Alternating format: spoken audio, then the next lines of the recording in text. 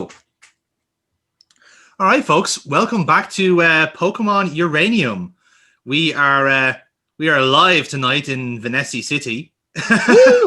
Ish. So pretty.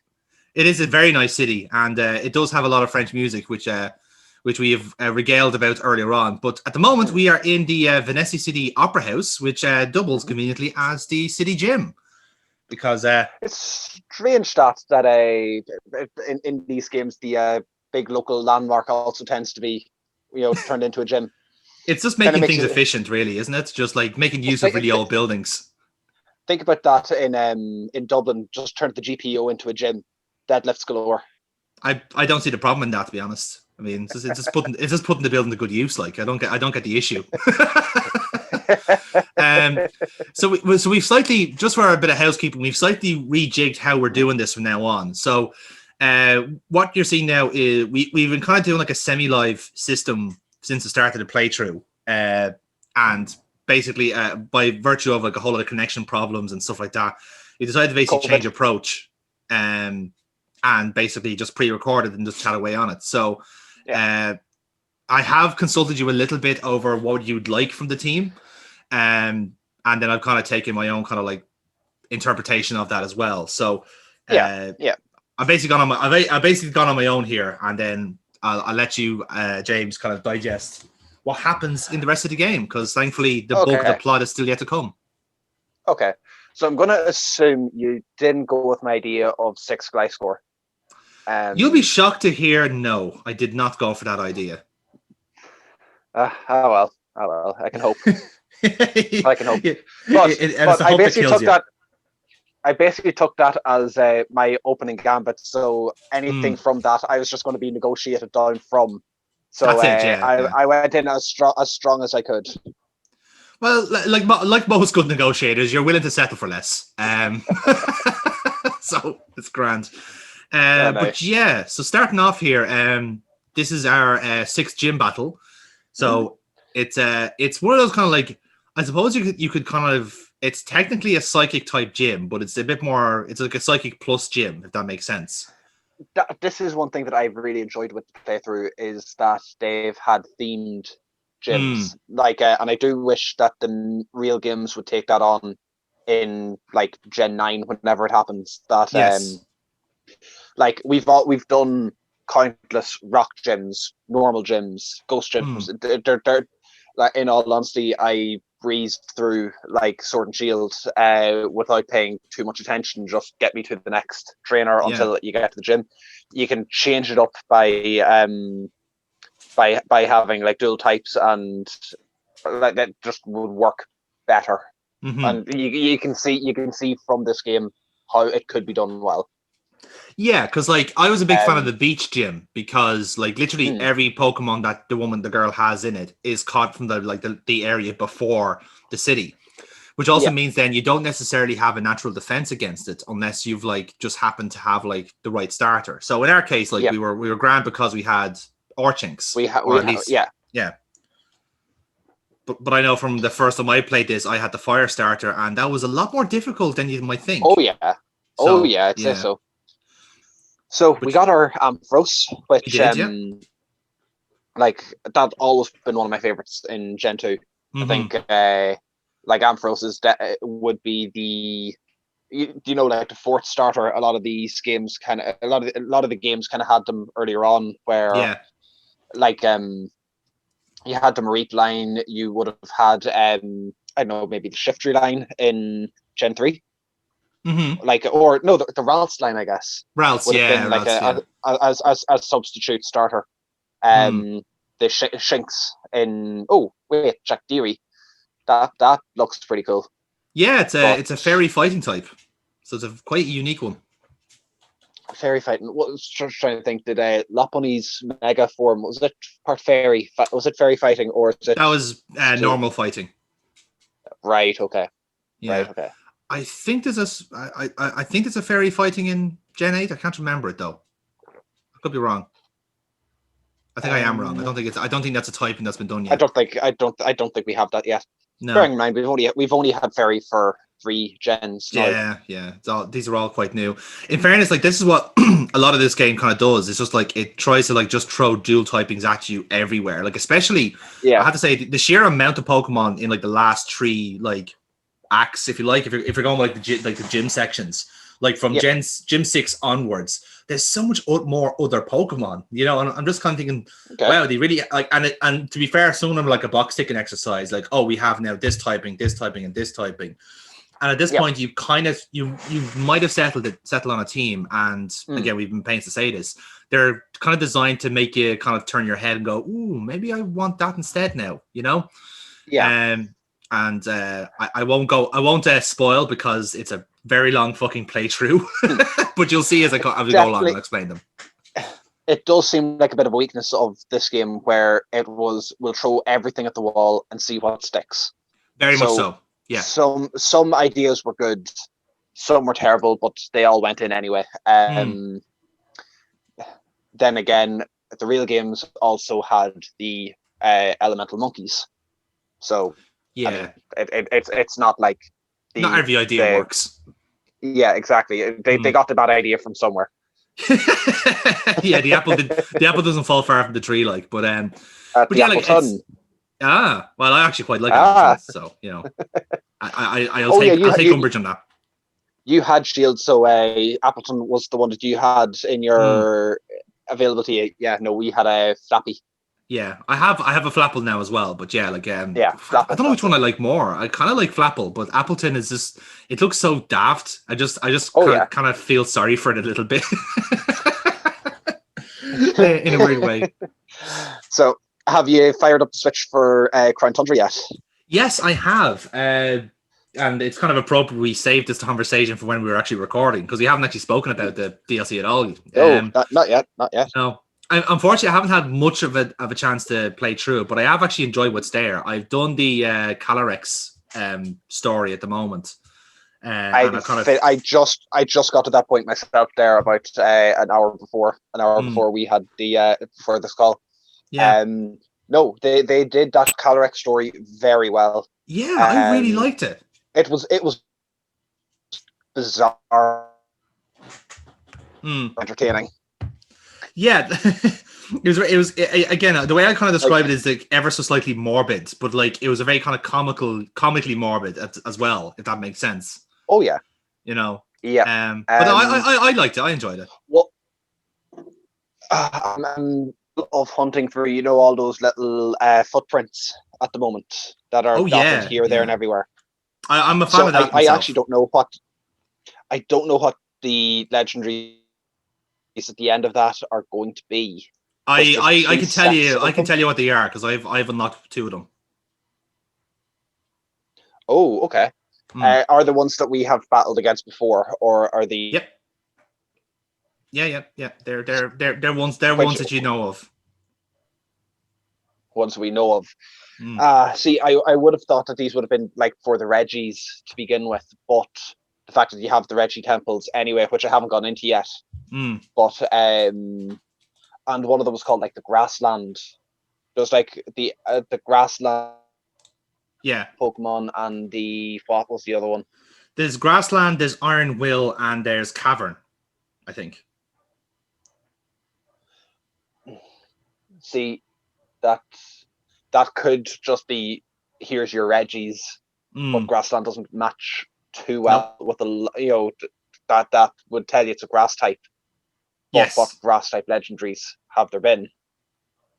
Well, I have got the Cavern one, and the Cavern one is rock fighting. Oh, rock fighting! Then that answers that completely. These are the Swords of Justice trio. That's the ticket, yeah, and I quite like how they're done because like most of those legendaries are in the the Dynamax excavations or whatever they're called in it.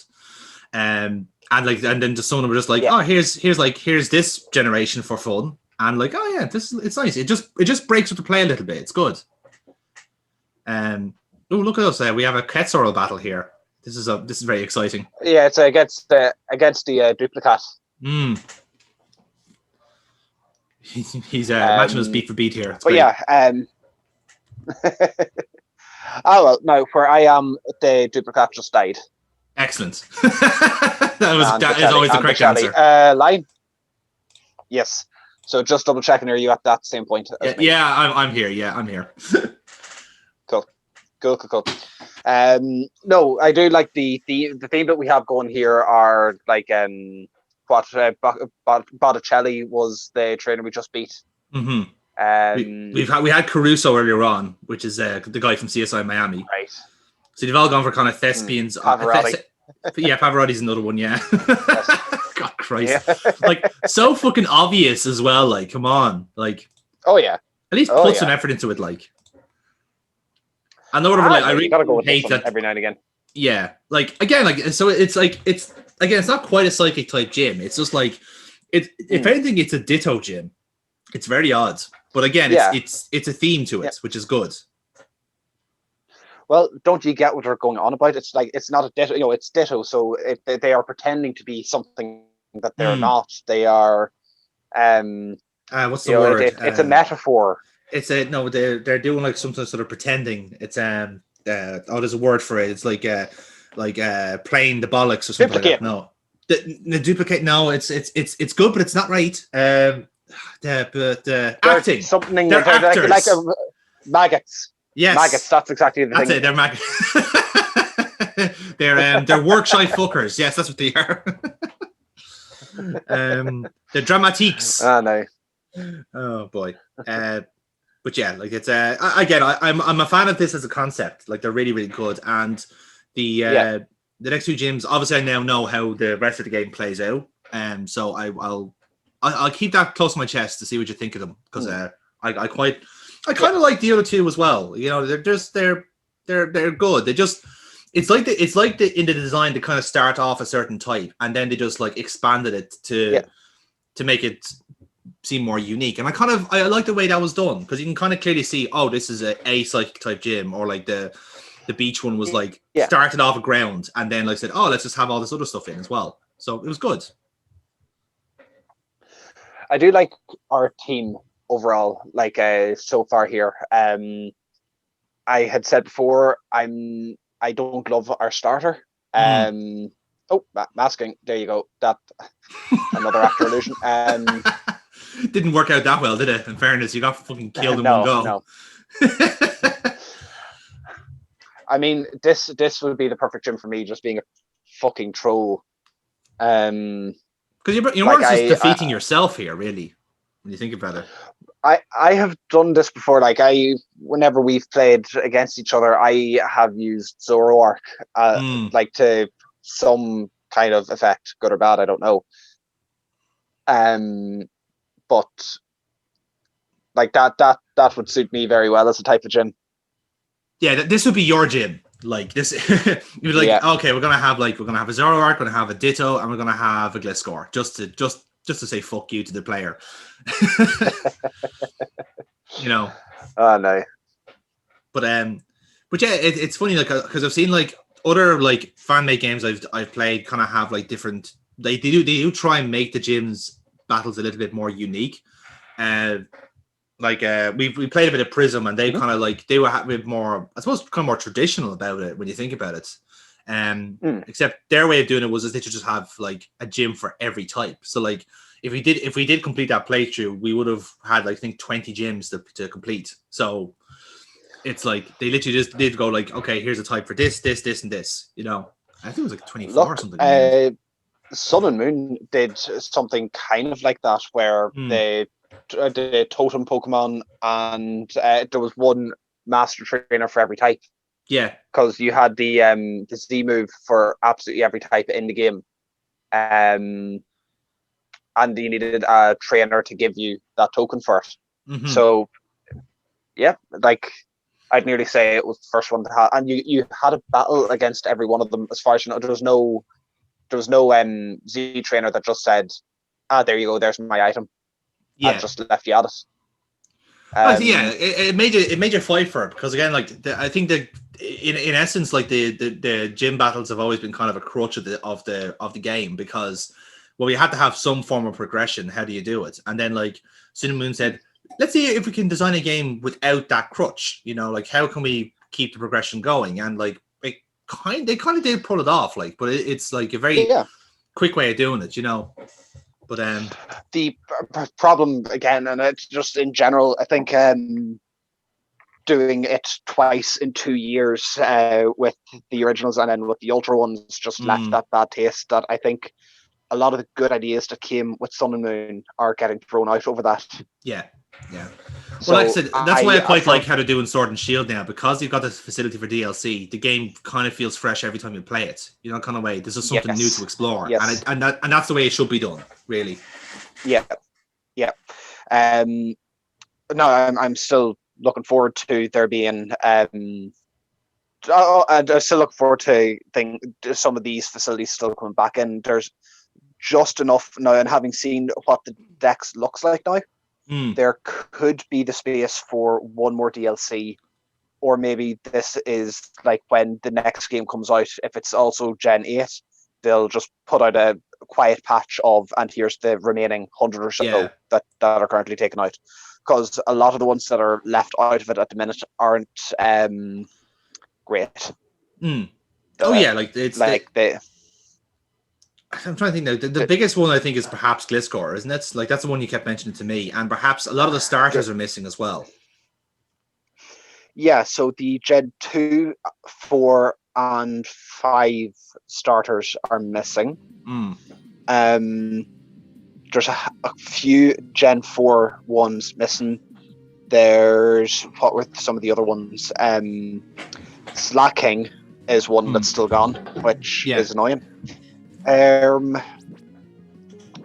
there's some of them that are just shit. Yeah. That like you wouldn't think they'd be a selling point to get them back in. Yeah, this is it. Because they were able to say like, get Crown Tundra, we have Dragonite in it. I can't imagine of who's left. They'd be able to be like, hey, get the DLC patch 2 that's coming out. Get the new season. Yeah, this is it. Like, so actually, Miss Magus is one of the ones that won't make it in, just since she's up on screen at the minute. Yeah. What else would be there? Like, a lot of those kind of like weird, like the Gen 4 evolutions are kind of there, and like, but some aren't, and like the ones that aren't there is kind of like they're very kind of obvious in a way, because sometimes with that you're missing like 2 or 3 other Pokemon as an effect too. So I see what you mean in that regard. Just to be clear, like on screen there, what I've like noticed is a bit of a time loop there. We just basically like the recording we were just commentating over there was one we did like last week, and it fell on SARS. So now we're working on the new footage, which is why now you can actually hear the playthrough as well now. So truly right there for the parish. Fantastic. Yes. So at where I am, we just killed the Miss Magus, and Quetzalcoatl is getting sent out. Indeed, yeah. So we are just getting back on track here. So at the minute, like we are facing off the apparent gym leader, Iago. Although the question mark beside the word leader really doesn't fill me with encouragement at all. It's like some sort of subterfuge is happening. If you know your Shakespeare, or if you know your Aladdin, then you know that Iago can't be trusted. Indeed. See, again, quite cleverly done, you have to say. Like they have thought this fucking stuff out. Like, can't say fairer than that. Looking at this, I would think like was the one gym with its leader and some of the like masking, were they all one person who like was given, okay, take chapter 6, and that is yours to run with. So all of these people are still essentially the gym leaders, but what they do is they just like rotate it every week. So it's like, right, Iago, tomorrow you're going to be gym leader. Because Caruso, you were our first trainer. No. I was saying for the developers. All right. For the developers to be like, okay, John, you're gung ho about this weird, like 3 bug things and a queen bug. Yeah, you go ahead. You work with that. Come back to us in a month. John, like that, John boy, you want to take this opera thing? Go on ahead. Come back to us. We'll fit it all together. I remember playing a ROM hack. And, I can't remember the name of it that did that, right? But the way they did was the 4 developers were the Elite Four. I was like thinking like it could have been one of the Crystal ROMs. I think it was like Liquid Crystal. You know the one where like Crystal was remade on like Fire Red or something. Okay. I think it was that. I can't remember now. But yeah, like the Elite Four were literally the 4 people that developed it. I was like, oh, I was really having fun with this, and then you fucking ruined it by putting yourselves in it. It was really annoying. I was like, oh, what a pity. Like, you were doing so well. Anyway,